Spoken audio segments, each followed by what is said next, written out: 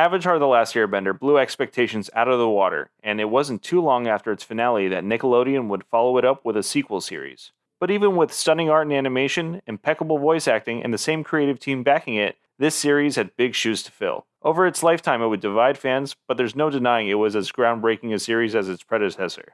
Join us on this episode of Script to Screen as we head back to the world of Avatar to discuss the first season of The Legend of Korra.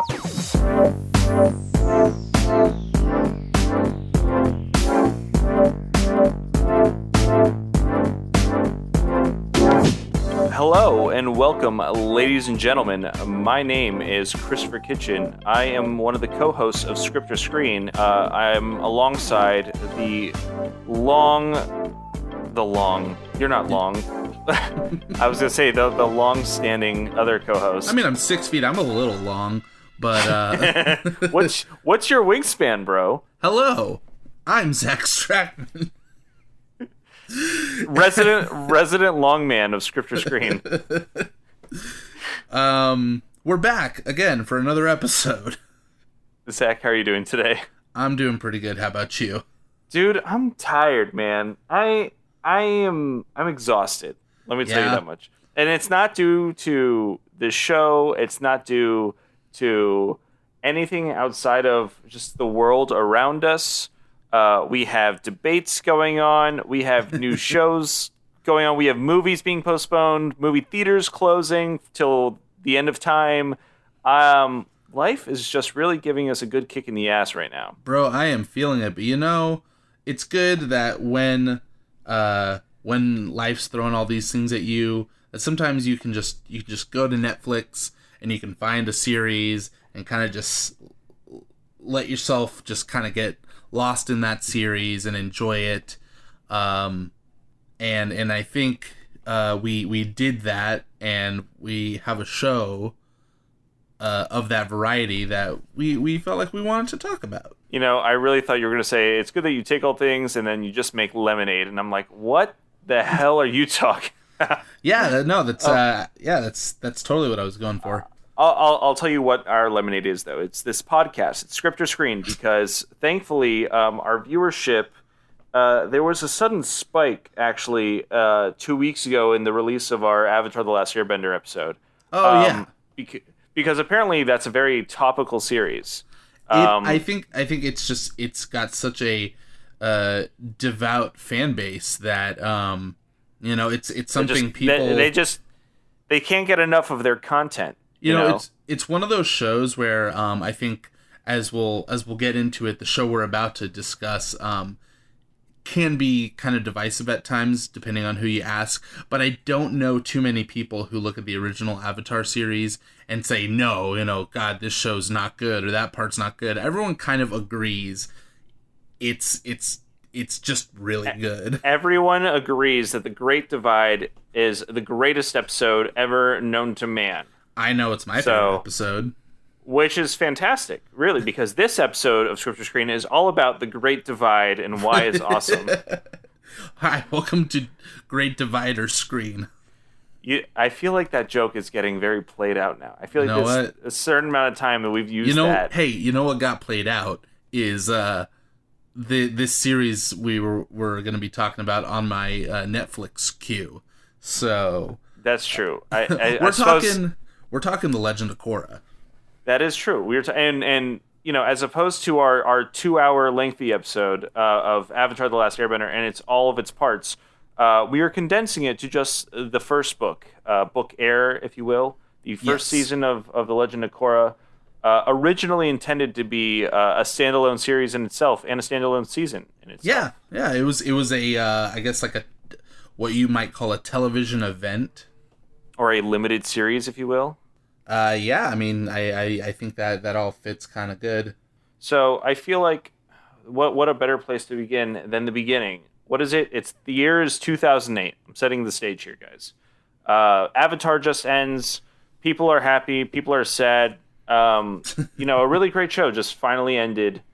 But I don't think it overstayed its welcome or anything. If anything, some would argue that it kind of ended too soon.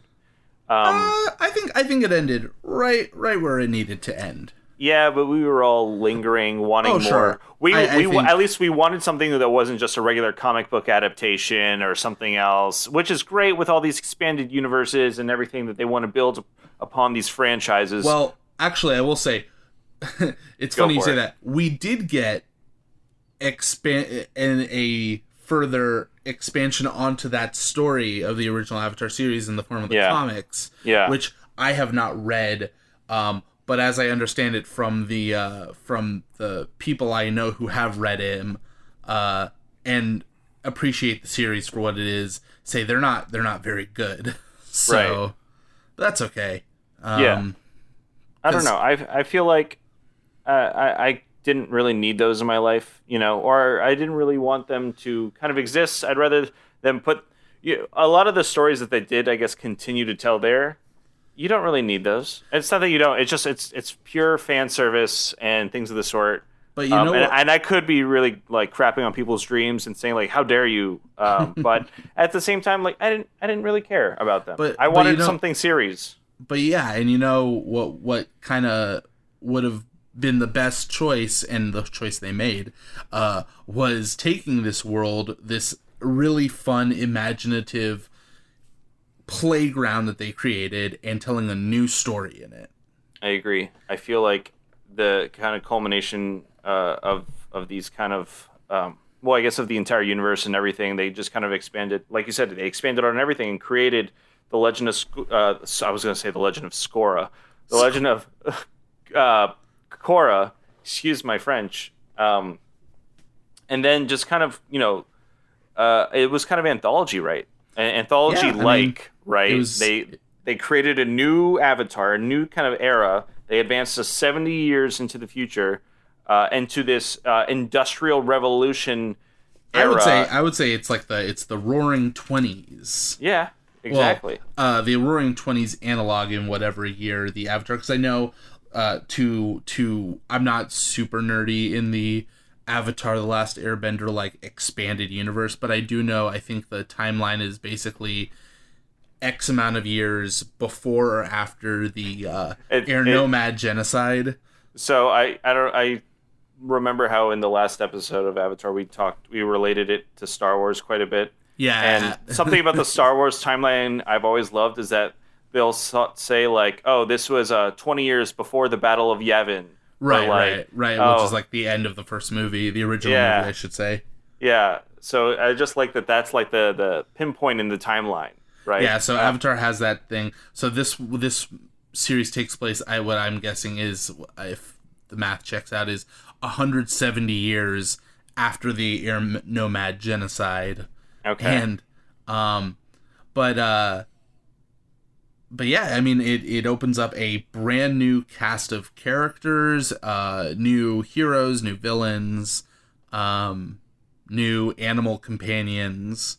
While still respecting the old, though, Oh, still respecting the old. And here's the thing. Here's what's great. As we may get into in a future episode, even if you don't like later parts of a series, you can still fall back on the earlier parts that make you happy. Maybe one day when we discuss future parts of a series that we might be discussing right now, there might be stuff that we don't like, but it doesn't detract from the earlier parts or the parts after the parts you didn't like still being good. So for the people who, I know there's some people that when they said, oh, it's going to be a new Avatar, it's going to be a girl this time, it's going to be we're going to have this type of character, we're going to have that type of character, it wasn't immediately met with like a universal Zach, this acclaim. is you giving a disclaimer so that people don't hate our opinions. Well, but, there are opinions, but I'm just gonna say, listen, I know because this series, the Avatar series, the Avatar franchise, whatever you want to call it, the fandom included, the fandom, they are some of the most passionate fans you will ever encounter, and I don't want to come across like I am going to crap all over their dreams, because I really like Avatar. The time will come when you do. Time will come when I do. It won't be severe, at least not in this episode. But and I will say overall, I really do like Legend of Korra a lot. I think there's a lot to enjoy in this series. I think, when you hold it up to The Last Airbender, it definitely is not as good, but that's still saying like, hey, your really good show isn't... Blasphemy. I think it's good for different reasons. Sure, no, I mean, it's good for different reasons. I think it has a few things. Well, we'll talk about it. We're gonna get into it. But what's not bad about this show? What? Is the cast. Right. So I know the last time we talked about star-studded cast, but I'm not compared to any of these big ball players. There's some heavy hitters here. Okay, let's go down the list. So we got Janet Varney as Korra. Okay. She's the heart and soul of the series, as the name would imply, and she really, she brings a lot of character to that voice. David Faustino as Mako, the character named for his love of sharks. Yes, for his love of sharks. For his favorite Yu-Gi-Oh character. For Mako Iwamatsu, who voiced Uncle Iroh in the original series. PJ Byrne as Bolin. Can I say something about PJ Byrne? Is that I really like him in his role in Wolf of Wall Street as a Rugrat. I'm trying to remember who he played. He was like the facilitator between Jordan Belfort and the Swiss banker. He's the guy with like the toupee on his head. Okay, yeah. Okay. I absolutely loved his role in Wolf of Wall Street. Nice. Then we come to the real heavy hitter, I think, of this cast.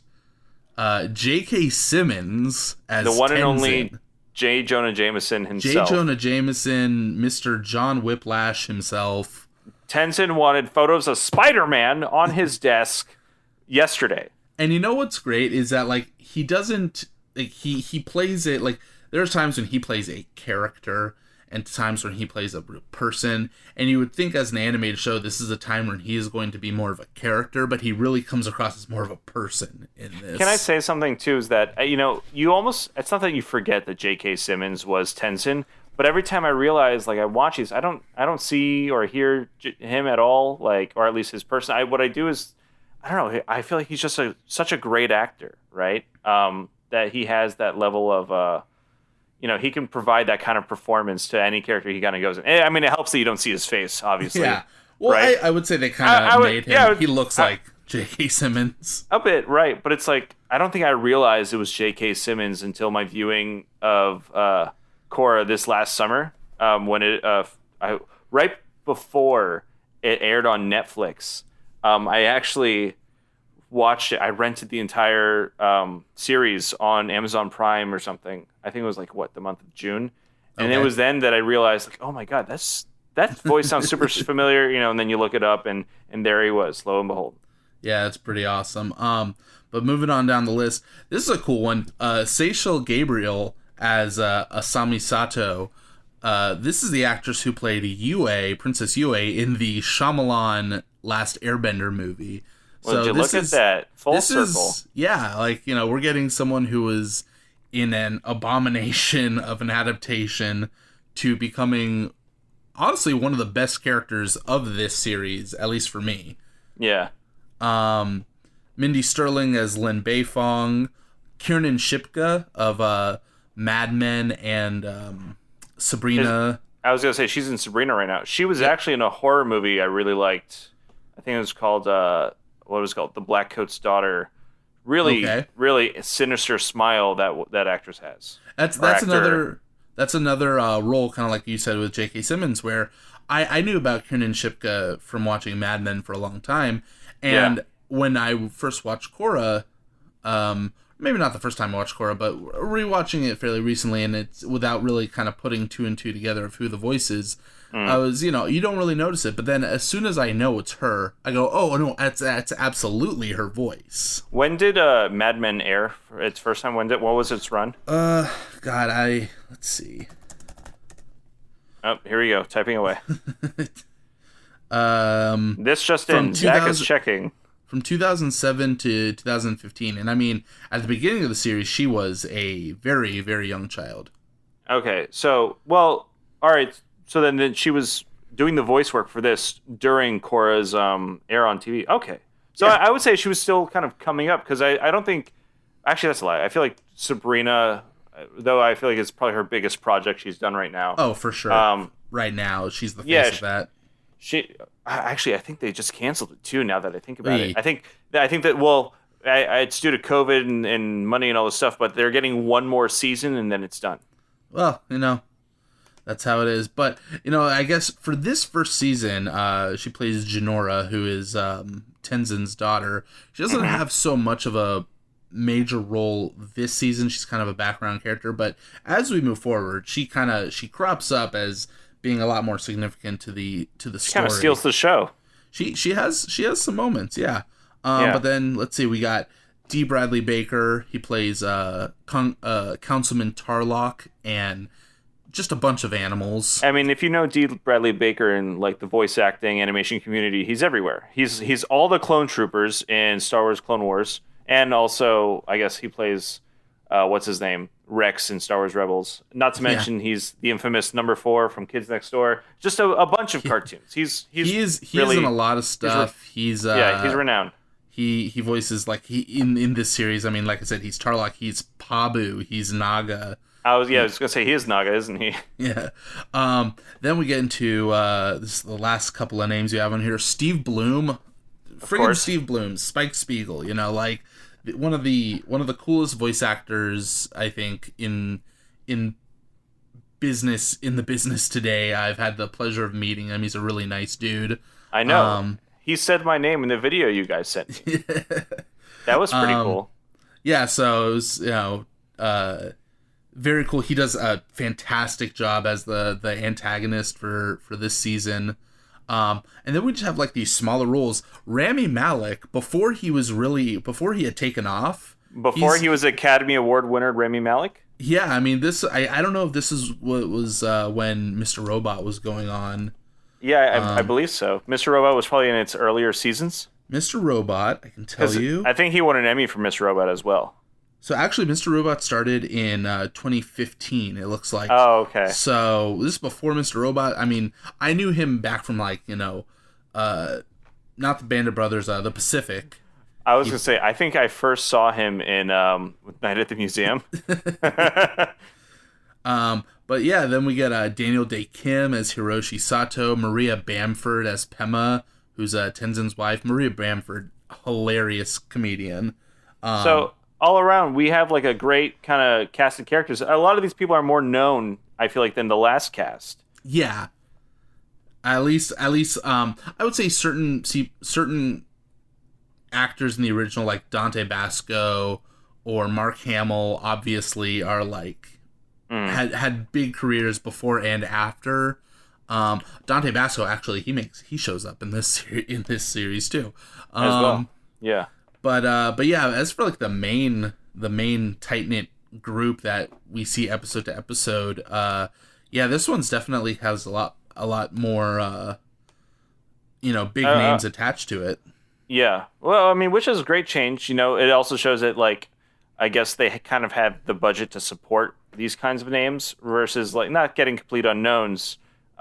Which like we said, the original cast of Avatar is something they were unknowns, but now the show has kind of it was able to step up its game due to the success of the original show. I think it probably also helped because it was supposed to be just this one-off season.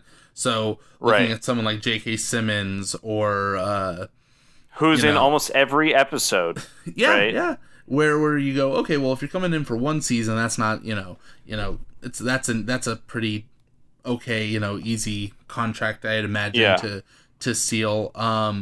But they brought everyone back for all the subsequent seasons. I think that's speaking of the seasons, I think that's the only thing that really if I have any issues with the Legend of Korra, I think it stems from that idea that when the original series came out, you had 3 seasons. It was all basically planned from the get-go. The story would would be the same story across the 3 seasons. This one, it was, we'll give you 1 season, and then we'll give you another season, and then we'll renew you for 2 seasons after that. And so for the creators, they had to start and end an entire story in 6 hours, and then do it again, knowing that, okay, this is probably the end of the series, but then they were renewed again. So I think sometimes some of the issues that have come from this series, at least, again, for me, personal opinion, but I think some of the issues I have come from problems that arose from this different structure, where certain seasons had to have these, like, very world-shattering, heavy impact moments that don't always go where, the way they're supposed to go. Yeah. You know what? I will say that, though, that's probably like a conversation that we can kind of have, like, as we get into the other seasons and everything like that. It is important to know that, this one, from start to finish, however, I feel like it's probably one of the stronger ones. Oh, yes. I think, I think, not to beat around the bush, my big issue with the series, and again, I say big, it's kind of an overstatement. My issue with the series is mainly in season 2, so we won't get into that right now. I think season 1. Yeah. Yeah, I think season one is pretty solid. I mean, I would say so. And I don't really personally have much issues with some of the other seasons. In fact, I feel like I've grown to like Korra even more upon these last 2 viewings that I've done of it. I agree. But, shows have issues where they do and they don't where they don't. I did want to kind of give a brief synopsis of the show for the uninitiated. Oh, sure. As we tend to like to promote these shows and also kind of gauge people's interest. Obviously, spoilers ahead. Hit them with the synopsis. So, this is The Legend of Korra, Book 1, Air. It follows 17-year-old Korra from the Southern Water Tribe and the successor of Avatar Aang from the preceding series, Avatar The Last Airbender, as she travels to the metropolis of Republic City to learn airbending and face an anti-bender revolutionary group, the Equalists, led by the masked Amon. Wow, that's actually a very short synopsis. Thank you, Wikipedia. I was trying to defend my use of Wikipedia as a source the other day to somebody. They were not a fan, but I said, listen, I don't like you. Wikipedia, it's whatever. It's they've stepped up their game. Everything has sources in there. You can always go. I remember in school the teacher said, well, you can't use Wikipedia as a source for your essays, but Wikipedia always keeps their sources at the bottom, so that's how you can get them. Listen, Grandpa, that happened a long time ago because now they let that happen. Listen, Sonny. But hey, for all the naysaying I've been making of Korra, which I'm sure I will get tons of hate on, but where Korra doesn't come up short compared to the original series is the animation. Oh, just the overall quality of everything, man. This holy crap, this show looks amazing. Talk about a step up. I mean, let's start to begin with in its broadcast format. You know how I'm a big fan of broadcast formats and aspect ratios. You talk about it all the time. Everybody knows that if I were to get some tattoos on my knuckles, it would be 16:9 and 1080p or 4K or whatever. This show was broadcasted in 1080i, 16:9 versus the original series, which was 4:3, which is box lettering. To those who can't picture it or understand the words coming out of my mouth, when something is 16:9, it means it is widescreen, looks like a rectangle, it'll fill up your television, versus 4:3, which is square, it's box-shaped, it'll fill up the middle section of your television and then leave bars on the left and right sides. It's annoying. Well, I mean, it's kind of annoying, but then, it's also, it happened because of the times, right? Broadcast television didn't update to widescreen HD 4K TVs until later in the 2010s, or I guess starting around 2010 is when it started becoming implemented in most stations, especially for cartoons. But that, and then, yeah, I mean, come on, the animation also succeeded from there. They had all that screen real estate, and it's just Yeah, I mean everything from like the the background art in this, everything looks like just a beautiful painting.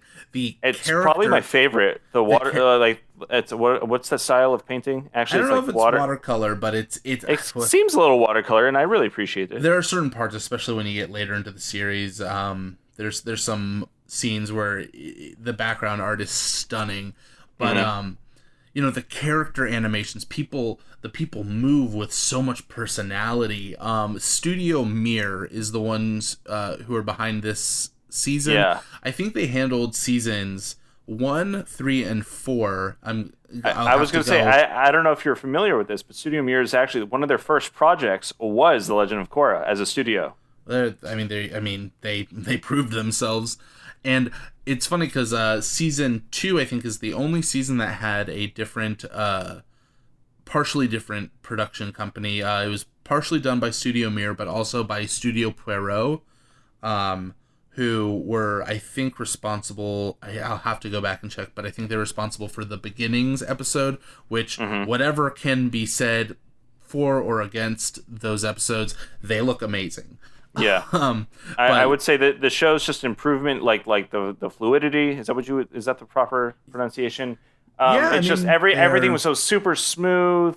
Like everything was just awesome all around. I know you don't like season 2, but I'd say the animation gets even better in season 2. Listen, I will always say if something looks good, it looks great. This is a book 1 conversation, but I just thought I'd throw that out there. No, I think, but things like facial animations. I know we'll kind of get into like the nitty gritty of like plot elements in a minute, but like I've said in the notes, and I've said to you, the scene in the first episode when Korra has been arrested by the Republic City Police, and there's a scene between her, Lin Beifong, and Tenzin.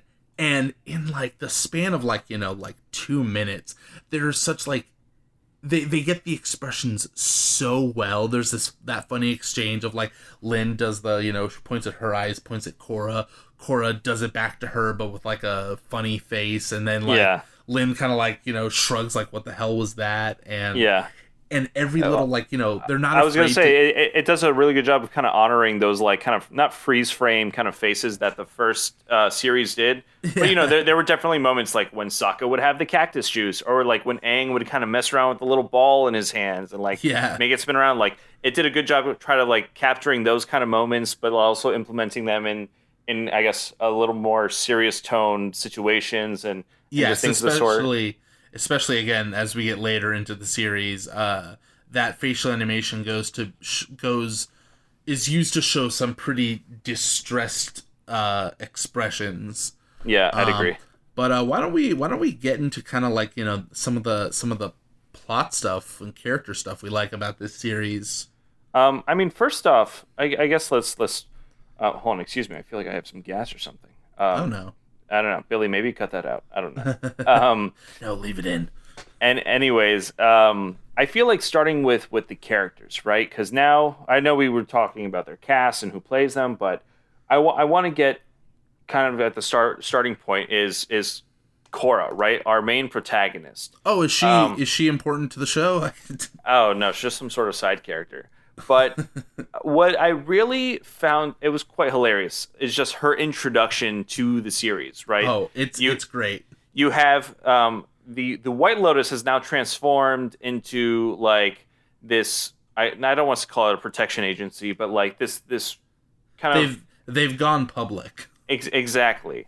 And so now they've kind of taken on the role of like working with the Avatar and just kind of that world of benders, and they're now on the search for the new Avatar after the unfortunate demise of Aang, due to, I guess, cold disease from freezing himself for 100 years or something like that. Because I was kind of like trying to figure out the timeline of everything, and like biologically, I guess he died in his 50s or 60s. In his 60s, because of preserving himself 100 years in ice, just killed his body. Exactly, which is fine, I guess. I didn't really think I needed an explanation of his death, but I guess that's fine that they have it. Yeah, hey, I don't dislike it.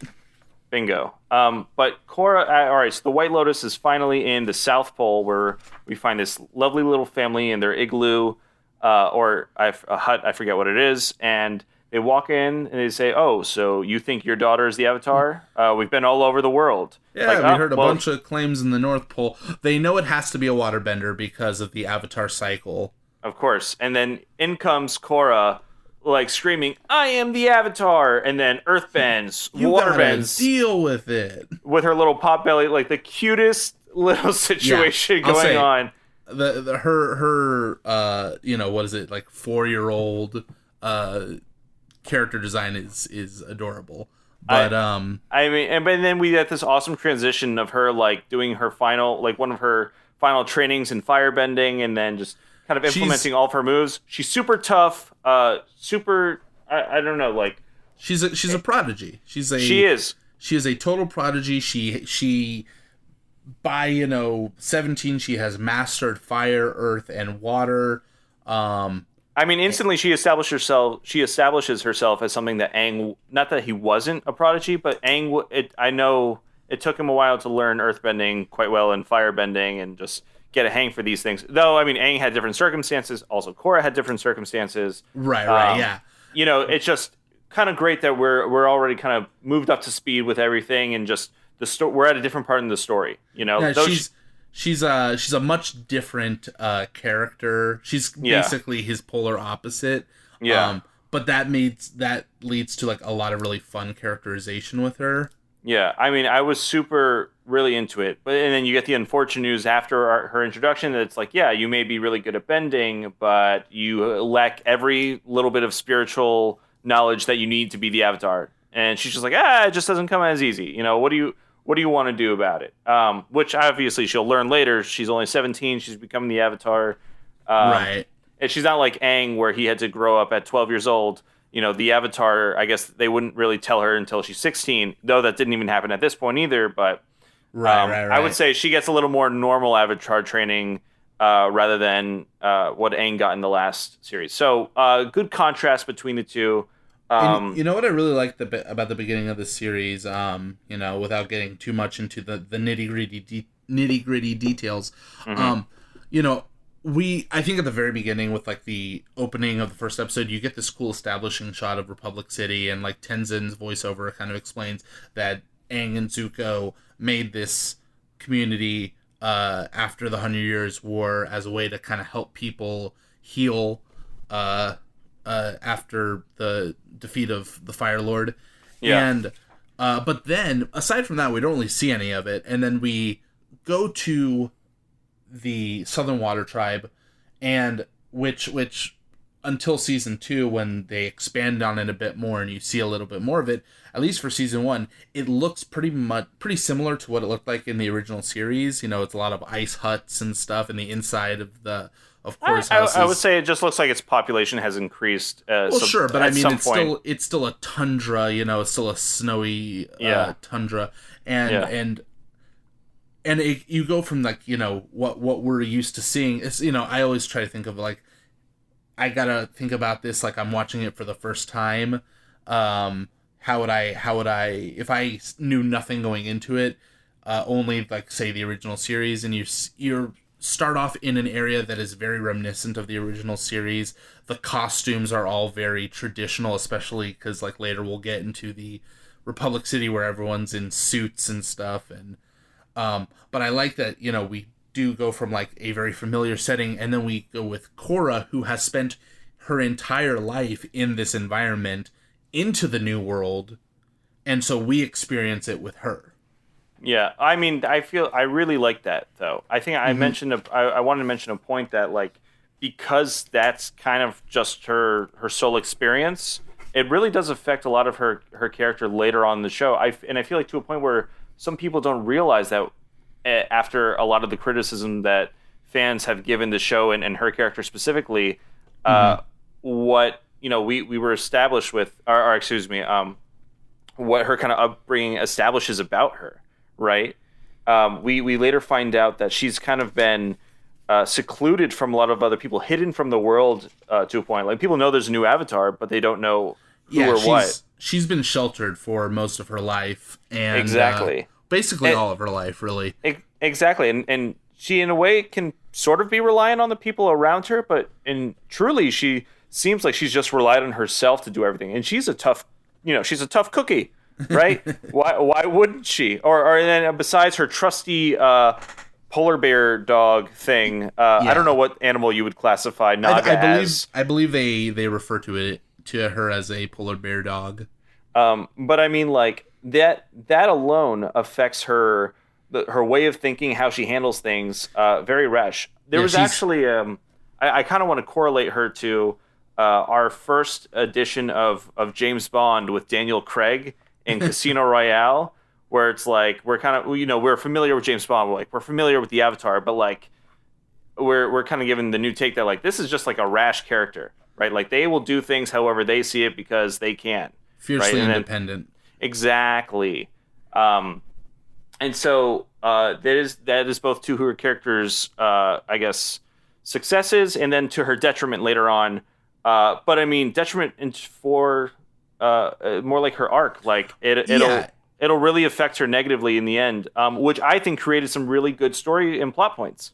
I'd say this is something I've seen everywhere online when people talk about the two avatars that we've been shown, is that because they're polar opposites, you get Avatar Aang, who is more he has more humanity, I feel like, and he's more of a kid and more of a believable person with very deep emotions at the beginning of the series, and the first series is really about him learning to become this avatar and become this, source of power for the world. And Korra is kind of the opposite in that she starts off strong and confident, and it's kind of about her learning to become a bit more human. And I mean, yeah, I like you said that Aang is kind of a more believable person. I disagree. I feel like I've met more people in my life more like Korra than I have Aang, unfortunately. Well, I've known probably people of both walks of life. Yeah, it's just, well, I guess everybody's different.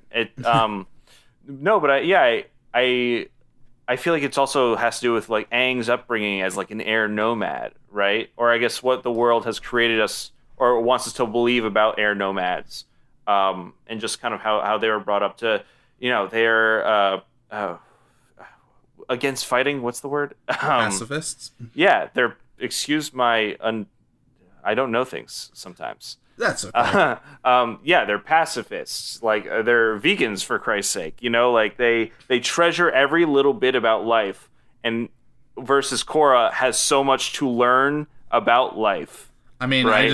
I just think about like the first episode when she gets into town and she earthbend drop kicks a guy up like 3 stories and lets him just smash down on the ground.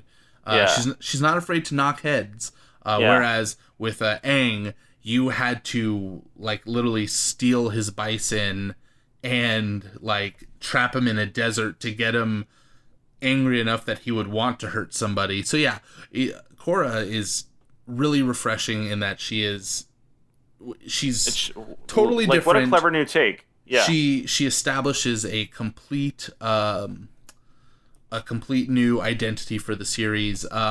But no Avatar is complete without their team Avatar. I was going to say their team Avatar. That's great. What a great transition. Thank you. And I think, so the original series, we had Katara, we had Sokka, we had Toph, eventually Zuko, Suki, and a bunch of others.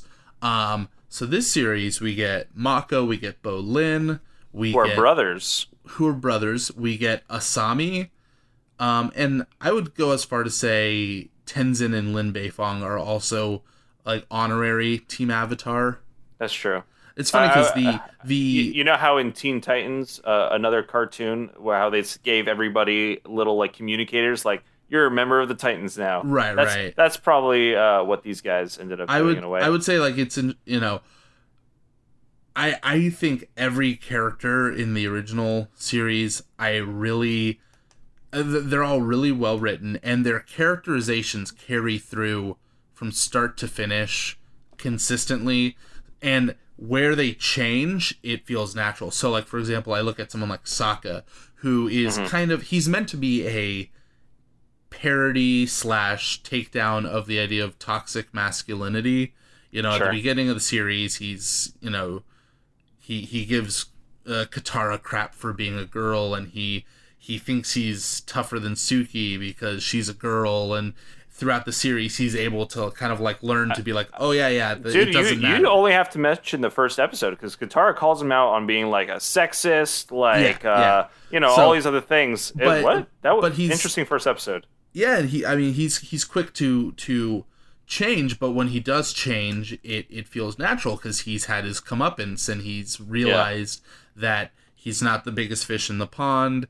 There are people who are stronger and more skilled than him, and he grows to accept that. And so when he does, later in the series, when he, you know, has interactions with these characters, it's a lot more nuanced and respectful, and it feels great. I'll be the one here to say I think that while for the most part the Team Avatar of Korra is fun to watch, I don't find them that well written. I'll at least say the two brothers, I think they sometimes leave a lot to be desired. I think Asami's cool. She's cool. I want to interject a little bit. I feel like maybe that's more of the case for Mako. Okay, yeah. Let's. I do want. I know that's who you want to attack right now. But I won't beat around the bush. I don't know. Sucks. I don't know if I can create much of a defense for Mako's character, just because I don't tend to. The most interesting characters for me in the show are probably, Korra, Bolin, and Tenzin, because I feel like actually Bolin throughout the entire series does get his day in the sun, does get his character arc. Bolin's better. Bolin, I think the only issue I have with Bolin and its light is that Bolin gets a lot of comic relief moments more so than anything. But I think sometimes it verges on a point where I want to be like, oh my god, shut up. But no, I feel like there's definitely some really great moments with him though, and that he comes into his own. I feel like he for all the silly moments he has, he should be younger. Mm-hmm. Well, wait, is he 16 and then right? But like the way he kind of like jokes around, it feels like he should be like Aang's age. Do you remember what it was like to be 16, Zach? Yes, it was. I feel like I was acted just as stupid as he did. Sure, I listen. I'm just saying, like, you know, it's there. You know, I don't know. For me, Bolin's fine. He has better stuff as it goes ahead. But like, okay, so like, let's talk Mako and Bolin specifically in their first appearance in episode 2. When they are first brought on, their whole dynamic is that Bolin is girl crazy, and Mako is very serious about pro bending. And if that's where you want to start, that's fine, because that, you know, it's good characterization. You know, Bolin brings Korra to their like locker room, and Mako's even like, hey dude, what have I told you about like bringing girls over here and stuff? Not another one of your fangirls. And when Korra wants to like introduce herself to Mako, he's like, I don't have time for this. I got to focus on my game. And you're like, okay, it's different. It's, you know, it's actual characterization, and it's maybe like a single episode before those characterizations are just thrown aside. So within an episode, we already have Mako, who is now flip-flopped, where he's the one who is more interested in girls than the game. We have Bolin, where he is supposed to be the guy who's all about, you know, impressing girls, and now suddenly he's the goofball. Here's the thing, is that I feel like, though, you know, I respect your criticisms, and I think that they're very valid, I also think that we can't judge these characters based off of just their initial introductions. And I realize there should be certain principles that should have been upheld if this is how they're going to introduce them. Then, like, all right, let's continue with something like this. So let me say, I don't mind if they wanted to characterize Mako as the guy who bounces between the girls, even though I think it's a shallow characterization regardless of, what happens. If that's how they wanted to do it, it's fine. But it's like, yeah, they start him off on how he doesn't care about these things. He's like dedicated and disciplined and literally like, within a few episodes he is ping-ponging between Asami and Korra, and there's literally a point when Bolin has to tell him, hey, leave some girls for the rest of us, and you're like, but that's not like, why would you even start a character off? It is unfortunate that they put him in that position too, though. Now that I think about it, there are some moments where they subtly kind of give him that, like, oh, he's still determined and like kind of disciplined in certain things. Like he does at one point like use his bending to go work and try to make money for the team in order for them to meet qualifications. And then later on in the series too, when he changes careers and totally completely, he brings that kind of dedication along with him. But that isn't as I guess apparent as is his relationship troubles and just endeavors. He has moments where he gets better as a character, but then like by the end of the series, I feel like they are overshadowed by some of the more. He is literally a character defined by who he is currently dating, and it is laughable. I don't know if this is a spoiler because it's kind of the thing that defined the Legend of Korra. I'm sorry if I'm about to spoil it for anyone who's listening, but the show is very famous for ending with Korra and Asami as a couple. Right. And I think, it's laughable that you look at a character like Mako, who is supposed to be, the cool, calm, collected one of the group, and he ends up being the guy who drove two women into each other's arms because he was apparently that bad of a partner. I don't want to make that assumption because it wasn't their own like choosing of doing that. I know. I'm joking. Right, but, right. The point is that like, I'll tell you what. This series definitely explored relationships and more. I guess I want to use the word adult, though they were also a bit young. They were aiming for an older audience, I think. Yeah, and I appreciate that. Like some of the relationship stuff in here, I feel like was important. Like in terms of some of it's fine. Some of it I like. I would assume that the audience now, the older fans of Avatar watching this, are also going through these kind of relationships, and so they want to represent their audience and into certain things, and that's understandable. And I feel like there wasn't a ton of the relationship bits that I was totally against or anything like that. In fact, I felt like the representation, it worked. It fit. It just came at the detriment of his character at some points. Unfortunately, like, I don't know. The relationship stuff, like, I think of stuff like later in the series where you get like Jinora and Kai, or you get Bolin and I liked Jinora and Kai and Bolin and Opal, I think, more than Mako and anybody else. Mako, but like literally, like I'm thinking like, what is it? It's episode 5, I think, where he literally tells Korra in no uncertain terms that he is not interested in her and he does not feel the same way about her that she does of him. And then like she's like, okay, then I'm gonna go hang out with Bolin, and he is visibly upset by it. And I'm like, why would you write a character Zach, like it's because he's a Libra or whatever those astrology things are. Does the Gregorian calendar exist in I this don't world? know. Seasons exist. I'm just talking out of my, But talking about some of the more mature aspects of this series, I do want to get into some of these other characters like Tenzin. Tenzin's fun. I feel like Tenzin's fantastic. He's great. I think, again, like, he has some standout moments in this season. I think his best stuff is later in the series, in the later seasons, but he has some good stuff here. I think his relationship with Korra is a little on the cliche side. It's just, at least in the beginning of, when they're kind of squabbling over, well, you're a bad student, well, maybe you're a bad teacher and stuff, and you're like, I know where this is going, can you just get to the good part? And thankfully you don't have to wait long, because there are fun little moments in that dynamic of like Korra kind of adapting to the airbender footwork while in a pro bending match. Mm-hmm. And I do want to talk about pro bending in a bit because like world building in Legend of Korra is insane.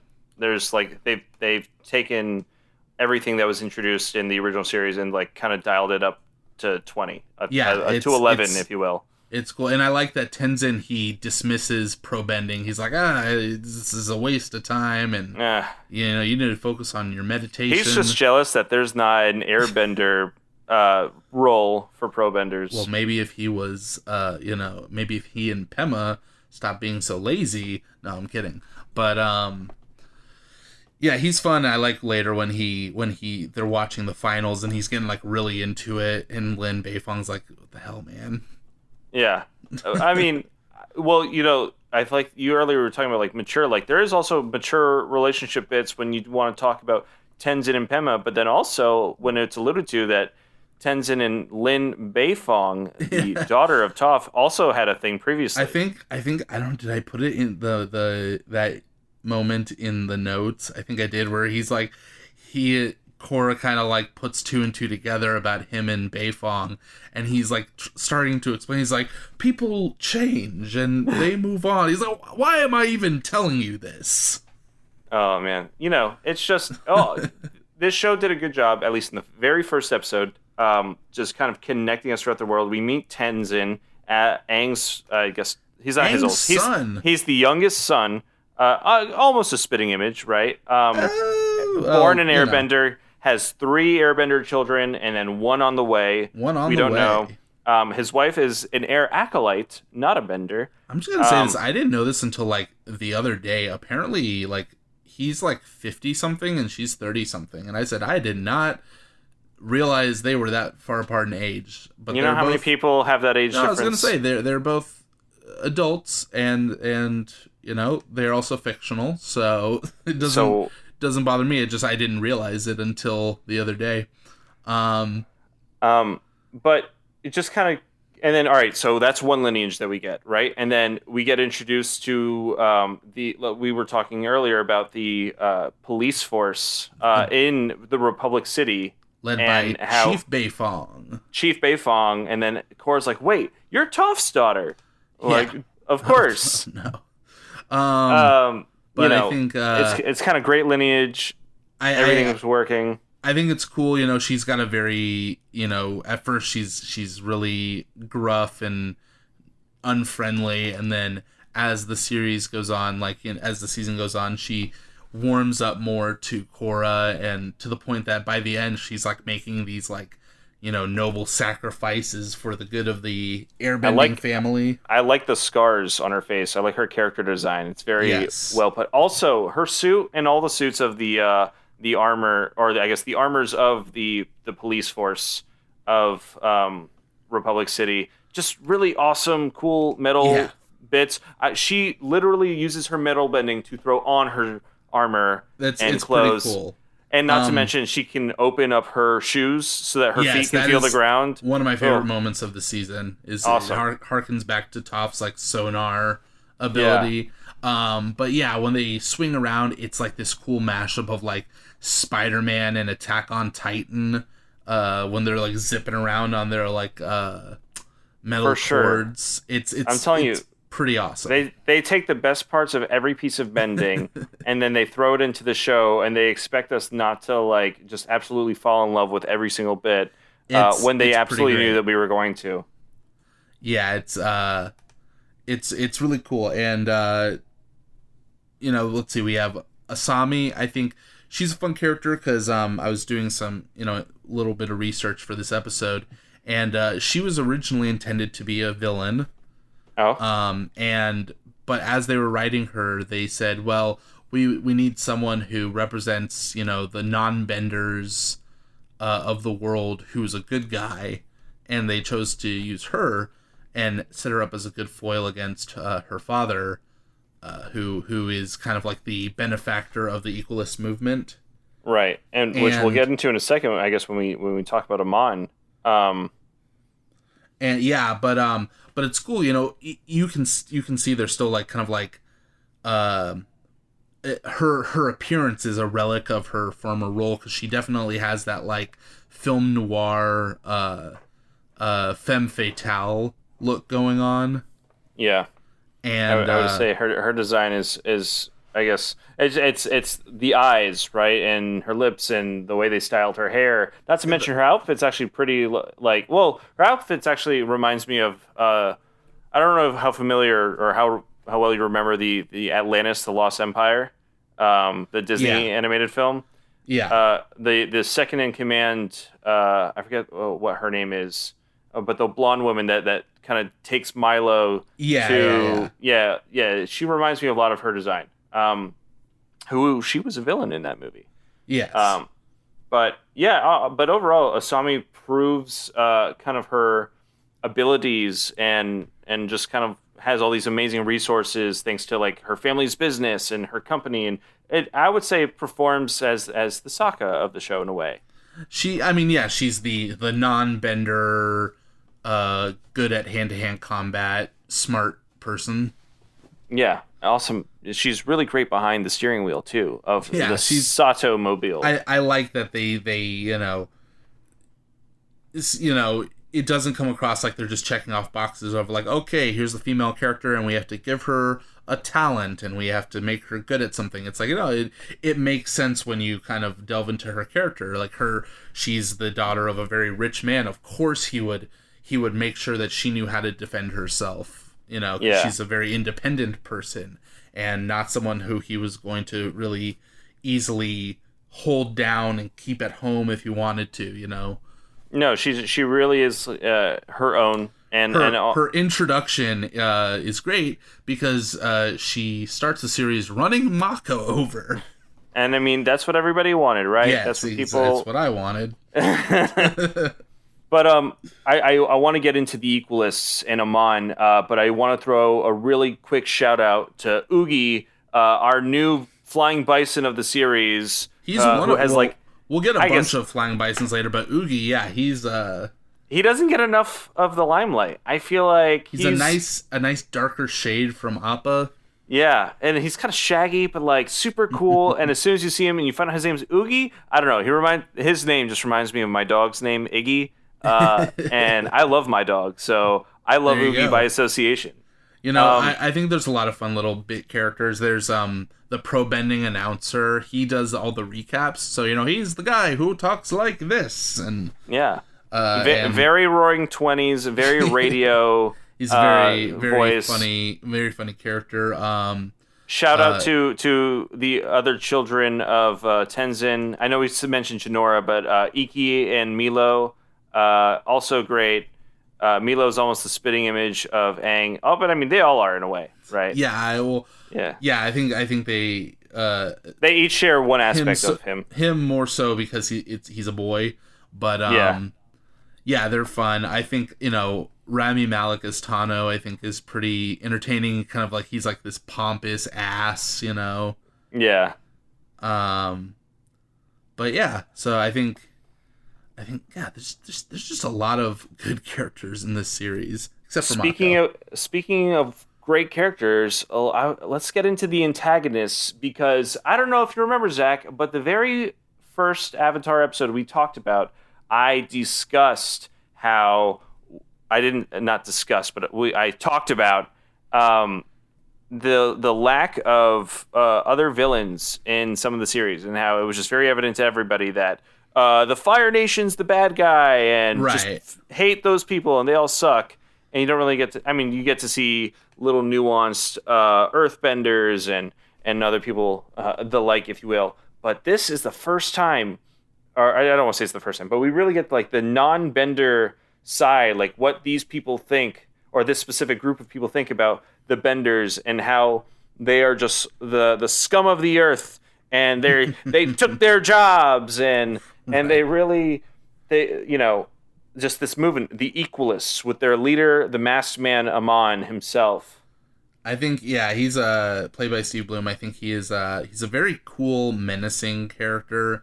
Very menacing, super JoJo-esque. What I think is very cool about this series is across the 4 seasons we get waterbender bad guys. We get firebenders, airbenders, no firebenders. Excuse me. That's the one element we don't get a bad guy for. Really. Well, you get Combustion Man 2.0. Please, Combustion, that's right. Woman. It's a combustion bending, whatever. Mind blowing stuff. But she. Well, this one was like secret waterbender, right? We didn't figure that out till later. Yeah, you don't really. Well, at first you think he is a no bender, and then he's suddenly taking people's bending away, and he seems like a guy who's always like one step ahead of everyone. Mm-hmm. And I mean, the fact that he's rallied all these people behind him to kind of like join together. That it's not that non-benders are seemingly worthless, but like what other skills do they have besides not having any skills, or at least magic skills, or whatever you want to call it? Yeah, and then the risk that they could become oppressed by their superpowered neighbors. Exactly. And so that poses a really interesting question, and they explored this. I mean, thank God that they were in this technological revolution, this industrial revolution, where they now kind of had the tools to fight back and disable the benders themselves, like the chi blocking that we saw from Ty Lee. Yeah, that makes a really cool appearance in this series, where it's like it's the great equalizer, no pun intended, where suddenly you have these people who can level the playing field, and then on top of that, they're just carrying like sticks with tasers on them. I was gonna say, now everybody has access to like electricity, and so they're using the best of that to just kind of remove certain people from the equation and just immobilize them. And dude, when that doesn't work, mecha suits.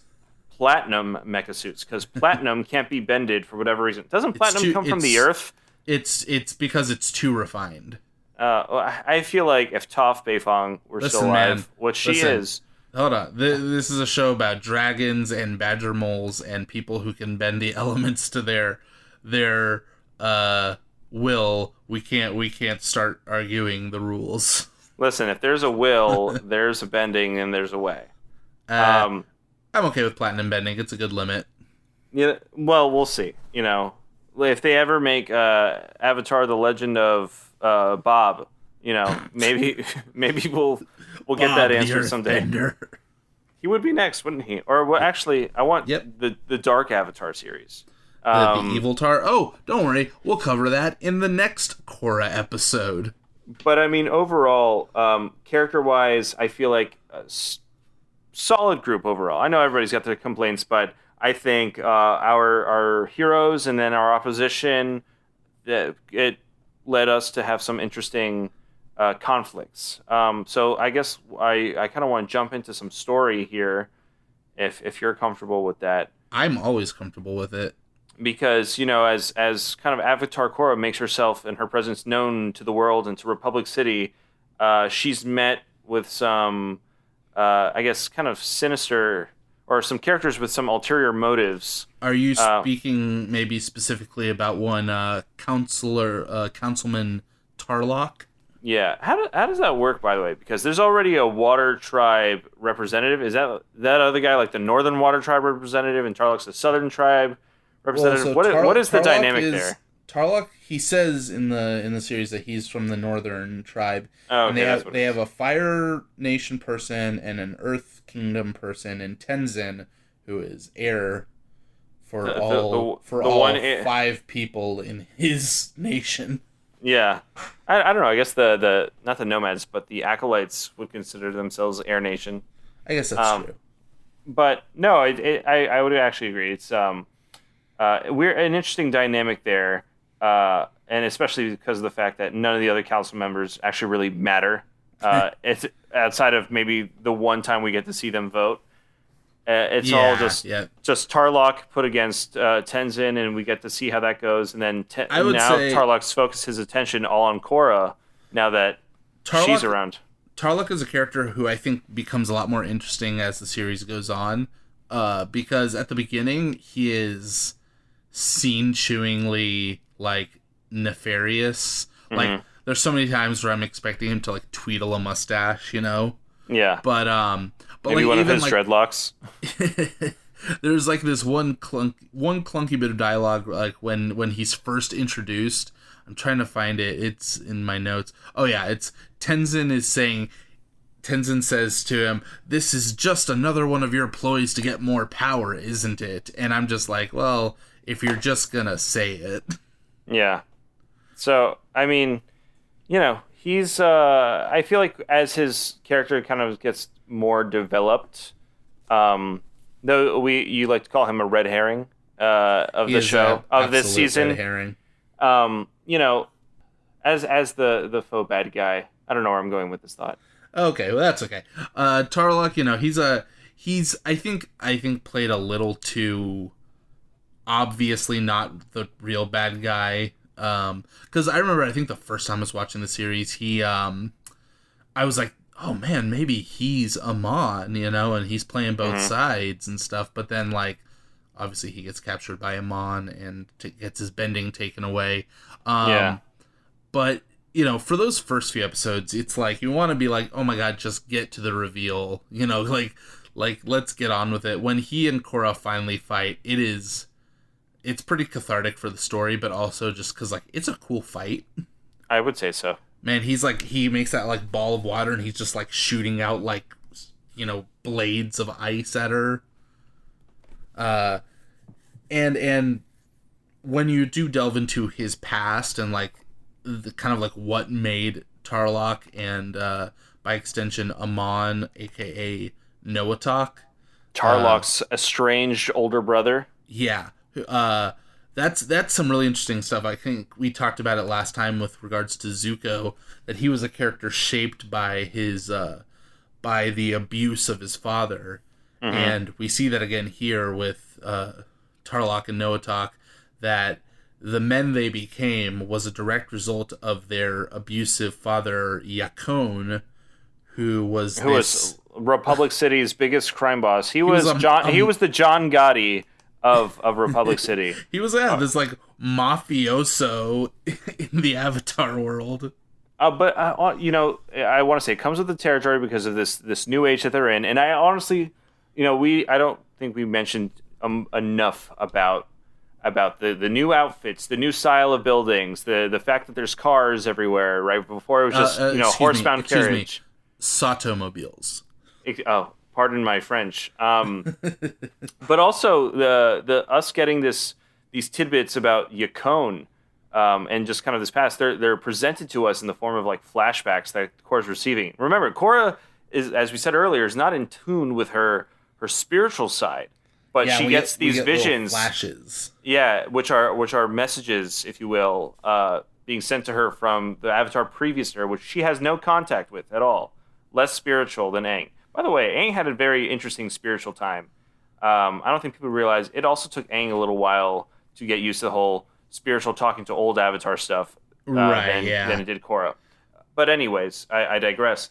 But we get this great glimpse of just what it was like for Aang and the gang back in the day when they were dealing with this guy Yakone in early Republic City. We get a feature of Toph. We got, like, our only bit of Sokka as, like, council leader. I was gonna say, that's our one time. I mean, like, aside, you know, from, I think, the first episode, Katara, as an old Graham says, you know, oh well, all of our friends, you know, my brother is no longer with us, and you go, that sucks. I mean, obviously we will get other characters from the original series later, but, like, you know, Zach. Just before you bring it up, I just want to give you a mention. You gave me fucking shit in Interstellar when Murph was the only one left alive. Like, yeah, but what about fucking what's his name? I forget her brother's name right now. Tom. That's not what I have the issue with. My issue with that is that that what's his name didn't even think to ask. Oh, what about my son? But, like, you could assume. Sure, okay, but dead. Like, what I'm saying with this is that I think it's great that we get some characters, and then other characters we don't really see too much of. We don't see too much of Aang and we don't see too much of Toph until later. That's true. But I think for what we get, even this one scene with Sokka, I think it was fantastic. It was really great, and we get to see the kind of once again the world building continue as Yakon's on trial for using blood bending and being this all powerful bender, and he proves it later at the end of his trial as he escapes, where he even blood bends Aang.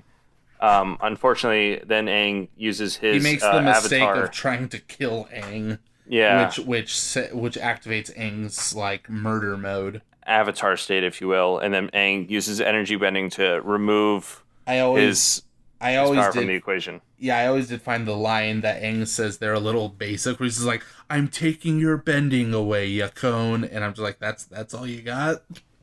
This is your moment to sound menacing, but it is what it is. Aang, I don't think Aang was ever known for his one-liners. That was Sokka's job. Was it? Yeah, I guess that's true. But yeah, I think it's cool. It's a great like setup, and then I love in that fight between Tarlok and Korra in the council chambers when she knocks him out of his office away from his source of water. And he's down on the ground, and this is before it's been. This is the reveal that he is a bloodbender. But she's like, "What are you gonna do?" Like his father before him, right? Yeah. She's like, "What are you gonna do?" And then, like, just as she's about to shoot fire at him, he bloodbends her, and without a full moon. Yep, that is their secret, special ability is they don't need the full moon to access that power. Which potentially makes them one of the most dangerous people in the series. It's unfortunate that they use that power for evil and not for good. Though I don't know what good you would be able to use that power for. I feel like it would just be stopping pure abuse. Stopping scary old ladies. Yeah, maybe that would have been a nice thing. But outside of that, and I guess that vision, we're now gifted with these great character backgrounds for both Tarlok and Amon, who've already, had some really great screen time. Like, we haven't even mentioned yet Amon and Korra's like first kind of fight, or I don't even know if you'd call it a fight, on an Avatar Aang Island. It's more of like just Amon scaring the crap out of Korra. Yeah. And showing the kind of power that he possesses. And also, he's not a man. Freaky scene. He, come on. Korra challenged him one-on-one face-off. Amon clearly is a man with no honor. I don't know. I don't know where he gets off.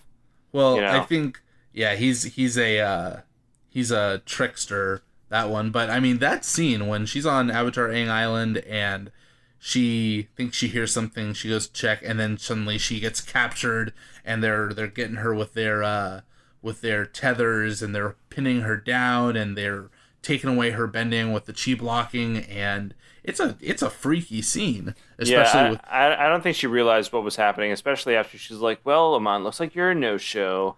Should have expected otherwise." Blah blah blah. Like, I will say, I think it's a little convenient. That he just decides in that moment that even though the smartest thing for him to do would be to take away her bending and just eliminate the biggest threat he has right then and there, for plot reasons, he's like, I'm not gonna do it until it's time. Yeah. And then I feel like that's the writers just being like, well, we kind of want them to fight at the end, but we made them face off halfway through the series, so something's gotta happen. Yeah. But I think it's fine. The only issue I have is not necessarily that, but just Korra's bounce back from her apparently really bad trauma from the end of the episode, because the whole next episode is all her just being goofy with the gang. Yeah. But, worse things in this show have happened. Well, so we talked, or I guess you mentioned about their final battle. And in reality, like the ending of the show, I feel like it takes a bigger turn from like the traditional endings of the last 3 seasons that we've seen. I mentioned, I guess I haven't mentioned this yet, but this ending of Book 1 or Book Air kind of ends in the same way that I feel like Book Earth does from the first series. Whereas it's not as absolute and resolute versus like an episode like the Siege of the North and how it kind of wraps up everything that they've been building up to in the first book. Right. Where this one doesn't end in one place or location, but it ends across like 3 different places. Because though Korra has some sort of final battle with Amon, Amon ends up kind of overtaking her and taking away her bending, right, and overpowering Mako. But and their entire plan was like to reveal Amon, the truth of Amon, to everybody else, right? Is that like Amon is a waterbender, he's not an equalist, or and turn him against his own people. Exactly. While also kind of like saving everybody else, and so they reveal Amon, right, and then Amon gets away, and then Tarlok, I guess, is rescued by Amon later on. I think, right, that's how it is. Yeah. And so in reality, Tarlok and Amon, as they escape, Tarlok is the reason why Amon and him die. So like, he blows up their boat. that is that really blows me away even now. That again, it's with the hindsight of watching the whole series, it's hardly the most violent thing we see in this series. I'd say it's pretty bad up there. I mean, for a Nickelodeon show to have the main antagonist and one of the main supporting characters die in a massive explosion, and not even implied, it's like very clearly Tarlok takes like one of the equalist like taser gloves, and like unscrews the gas cap from the boat. So I mean, I kind of want to rationalize that kind of series of events, or what led to Tarlok doing that, because in reality, when you kind of watch back at it, like, what did Tarlok, like, why did he have to do something like that? Like, why is that the way that Amon had to leave? Korra only beat Amon in the sense that, like, she revealed his lies to the world, but she didn't physically overpower him or anything like that. Right. She pushed him out a window. And so, looking back at Tarlok's response to just kind of Amon and just revealing himself, and the only thing that I could rationalize as to why Tarlok blew them both up is that, one, Amon disappeared forever and then kind of came back and didn't, did he not know who Tarlok was? Probably he did. I think he did. On. I just think, I don't know. I think Tarlok makes a point to say, like, he came back to, he came to the city and worked his way up to being on the council because he wanted to do everything that his dad couldn't do, but in a better way because he was smarter. All right, yeah, exactly, sure. Number one, he wanted to, get that same success, but through legitimate means. Whereas Tarlok or Noatak basically ran off after turning on Yakone, and he tried to accomplish the same goal, but through different means, through violent means. Right, and so all right. So number 2 is that, like, Tarlok, the only other motivation I could think that he probably had is, one, his brother took away his bending from him, and there's no way that, unless Korra were to give it back to Tarlok, which obviously he left, so she couldn't do that yet. Right. He's like, as a way of revenge, or just kind of getting back at him for kind of just almost upstaging him, or also kind of giving him even more trauma than what they had both experienced as a kid, and also just randomly coming back into his life at such a really weird time. That it was just revenge, right? Like, he just kind of did it there. I think it was revenge. I think it was like, after everything that had happened, I mean, what, we both need to die? Come on. I think he might have looked at them and said, "Look at us, we're monsters. We are this twisted creation of our father, and the world would be better without us." And, I sound like I don't like the way that this ended. I like the way that they explored this ending. I'm just wanted to point out how different it felt versus the other endings in the first series. It's fascinating because I think about this ending from Korra's perspective, where Amon Noatak, he disappears, and unless it's never touched on again in the series, so we we don't know if she ever found out that he killed, if that Tarlok maybe they saw the killed, smoke from the water or something later on from the boat, but I think, you know, if memory serves, they're out in the middle of, you know, the ocean when he does it. Right. Which I think is Tarlok's whole idea, is just, you know, sink them when they're out in the deep, and no one will find them. But you got to think, like, for Korra, she always, for the rest of her life, is going to be looking over her shoulder, like, where'd Amon go? That's true.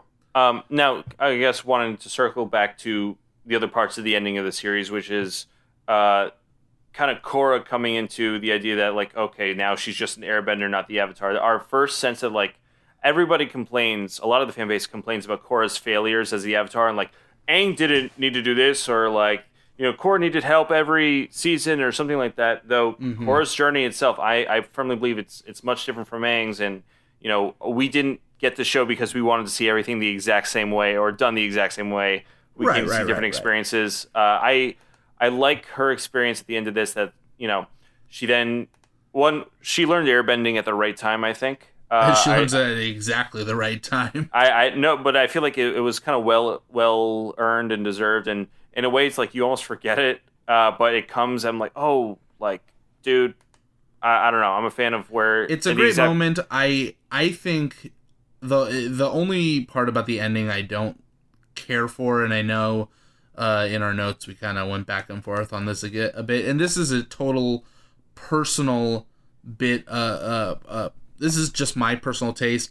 I think that, you know, her losing her bending, even if she was gonna get it back at some point, I feel like the way she gets it back is kind of a cop-out. I get it, she finally connects with her spiritual side, and the avatars of Christmas past are able to, you know, open those gates for her again. Bestow upon her the energy bending. Yeah, I mean, I guess it's fine. Like, again, it's far. I personally don't think it's a cop out. I think it's far from the worst thing from the original series does.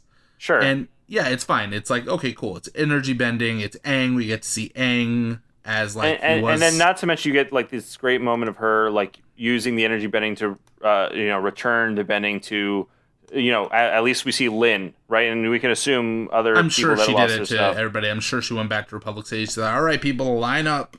But that, we'll talk about such a great moment. Like, well, one, Lin losing her bending at the moment when she did, defending everybody. That's a very tragic moment. That was super heartbreaking, especially because of the type of bender that you saw that she was. Like, you know, a spitting image of her mother being, like, a fantastic metal bender. Being a badass. Yeah, super, like, incredible. Like, strong, you know, independent, you know, female character just rising to the top, just like her mom was. Or actually already at the top. Like, she was the best. And yeah, heartbreaking when she got it taken away, but I also felt like super fantastic when she got it back. Just the way she lifted those rocks, man. Awesome. Yeah. Super cool.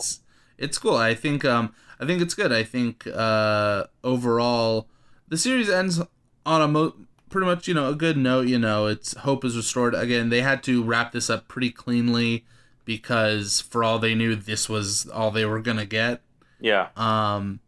And yeah, I just think other than that, you know, plot wise, you know, there's a whole lot we could talk about, but a lot of it is just kind of like, you know, events of the episode. There's some fun moments, fun fights. I'll tell you what I do. I do kind of want to get into just my last two bits are about some of the world building bits. Sure. Specifically about the bending aspect, that because we're in a new age and time, and now they've integrated bending into almost every facet of the world.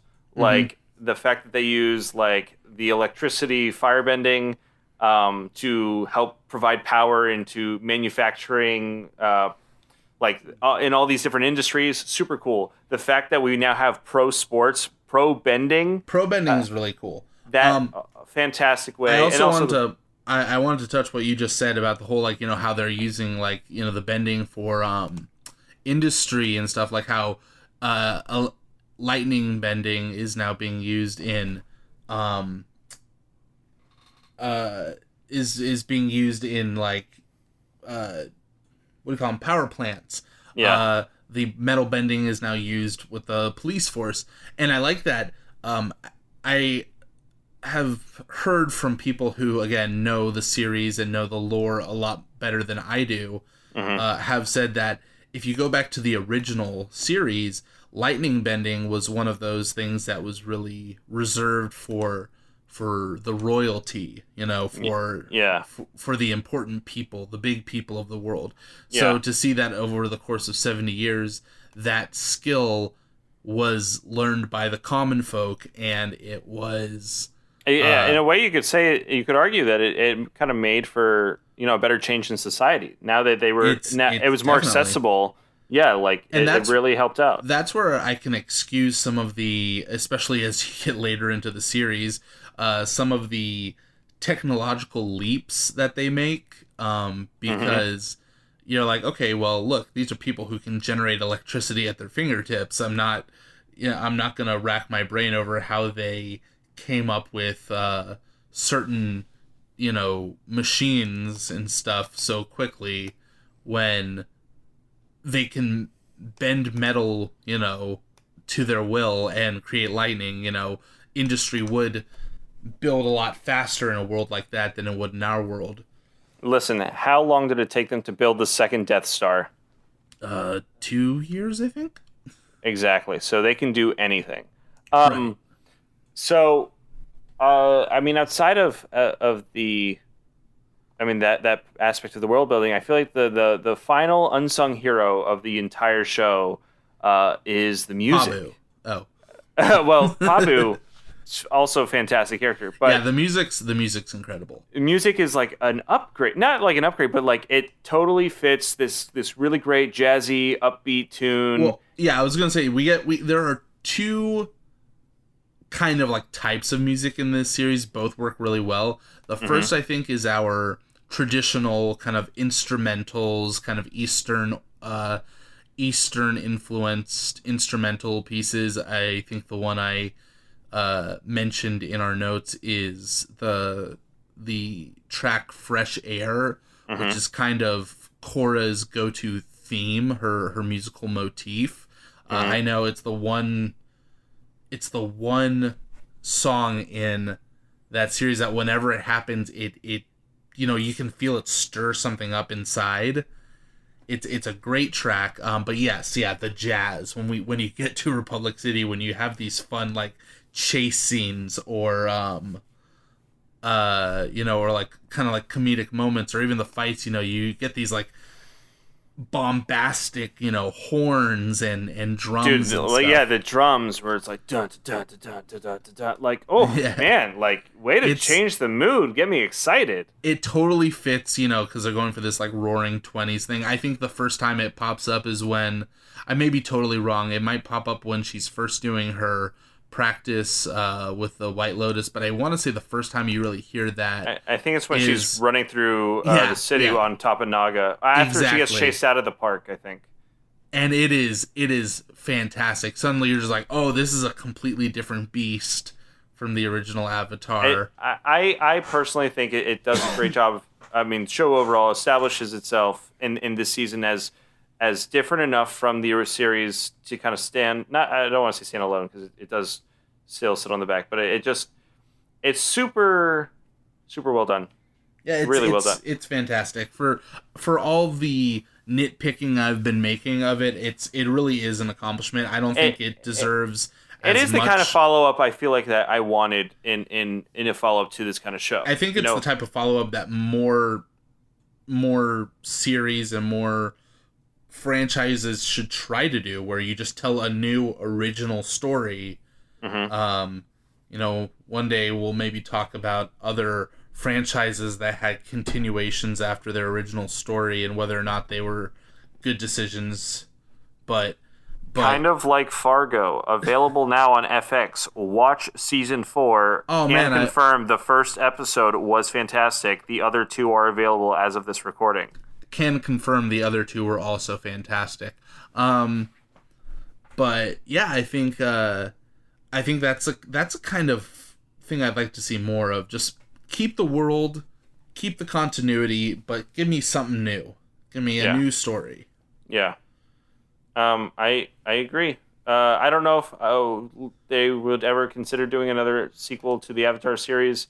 Well, if they don't, I'm okay with what we got now because I feel like I think they might because I know when Michael Dante DiMartino and Brian Konietzko stepped back from the Netflix series, they said, we're not done with the Avatar world, but we're done with this project. Well, thank God for them, because we're not done with this podcast, but I think we are done with this episode. Yes. And we will have more Avatar for you lovely listeners. So thank you so much for stopping by and listening to this edition of Script to Screen. We appreciate your ears. Yes, this has been Book 1 Air of The Legend of Korra. Stay tuned for the continuation of this specific series. My name is Christopher Kitchen. I'm Zach Strackman. Thank you for listening once again. You can find Script to Screen at Script to Screen on Facebook, Twitter, Instagram, and YouTube. MySpace. MySpace. What is that other one that they used to have?